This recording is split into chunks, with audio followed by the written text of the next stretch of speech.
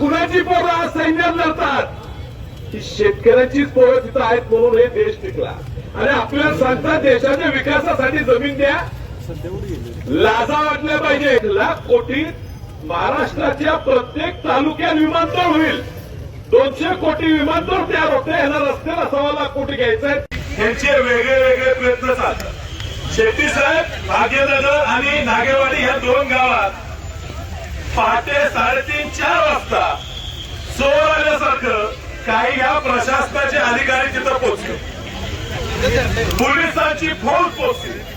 या सांगली जिल्ह्यात सांगली शहरात तर या वर्षात 48 खून झाले. ते खून थांबवायला पोलिसांना वेळ नाही आहे. पण शेतकऱ्यांवर बळजबरी करून त्यांच्या जमिनी बळकवण्यासाठी यायला यांच्याकडे खूप वेळ आहे. आपण एक संघ राहिला पाहिजे. जोपर्यंत हा मार्ग नव्हतो श्वासापर्यंत लढत राहणार.